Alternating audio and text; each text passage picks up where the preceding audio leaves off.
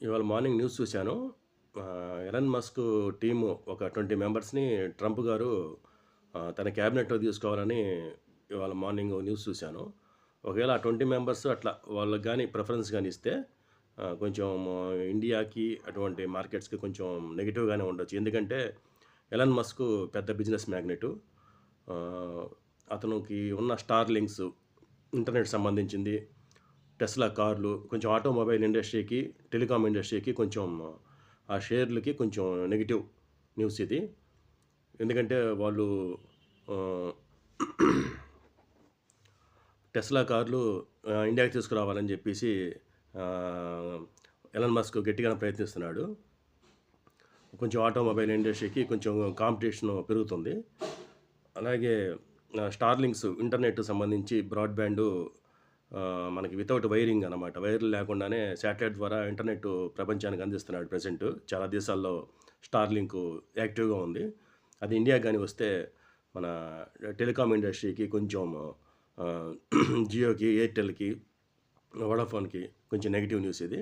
ఆ షేర్లతో కొంచెం జాగ్రత్తగా ఉండాలి. ఆహ్, ఎఫ్ఐఎస్ సెల్లింగ్ అయితే ఈ ఇండస్ట్రీస్‌లో కొంచెం ఎక్కువగానే ఉండొచ్చు ఇంకా. కొంచెం ఆటోమొబైల్ ఇండస్ట్రీ, టెలికాం ఇండస్ట్రీకి కొంచెం ప్రెజెంట్ దూరంగా ఉండటం బెస్ట్ నా ఐడియా ప్రకారం.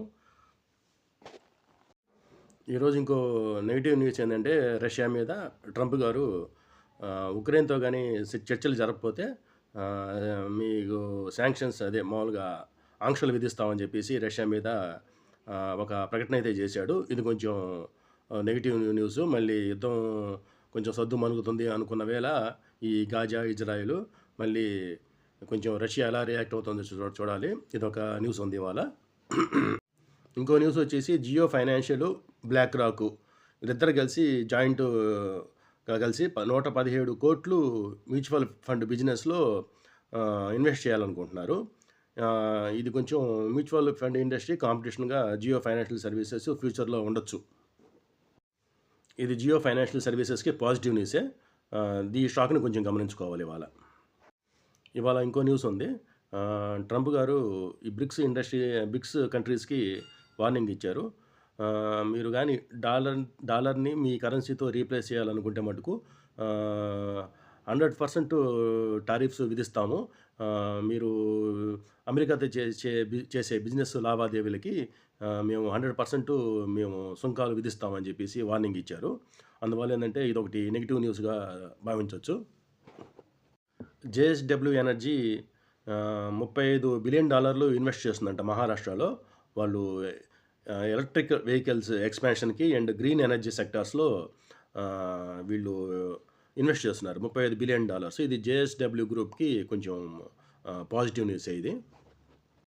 ఇవాళ ఏషియన్ మార్కెట్స్ అన్నీ హయ్యర్‌లో ఉన్నాయి. నిఫ్టీ కూడా ఇండికేటింగు ఇండియన్ మార్కెట్స్ హైలో ఓపెన్ అవుతాయని చెప్పేసి చూపిస్తుంది. అందువల్ల ఇవాళ ఇండియన్ మార్కెట్స్‌కి పాజిటివ్ లాగే అనిపిస్తుంది. హెచ్‌డిఎఫ్‌సి బ్యాంక్ రివ్యూ వచ్చింది ఇవాళ. లోన్ గ్రోత్ వీక్‌గా ఉందని చెప్పేసి, ఇది ప్రాఫిట్ మీద ప్రభావం చూపిస్తుందని చెప్పేసి, మార్జిన్స్ కూడా కొంచెం తగ్గుతాయని చెప్పేసి, ఇది రిజల్ట్స్ ముందు వీళ్ళు అనలైజ్ చేస్తున్నారు ఎక్స్పర్ట్స్. అందువల్ల హెచ్‌డిఎఫ్‌సి బ్యాంకు నెగెటివ్ ఇవాళ న్యూస్. ఓకే ఫ్రెండ్స్, ఇవాళ న్యూస్ ఇది. రేపు మళ్ళీ ఇంకో వీడియోలో వస్తాను. బాయ్.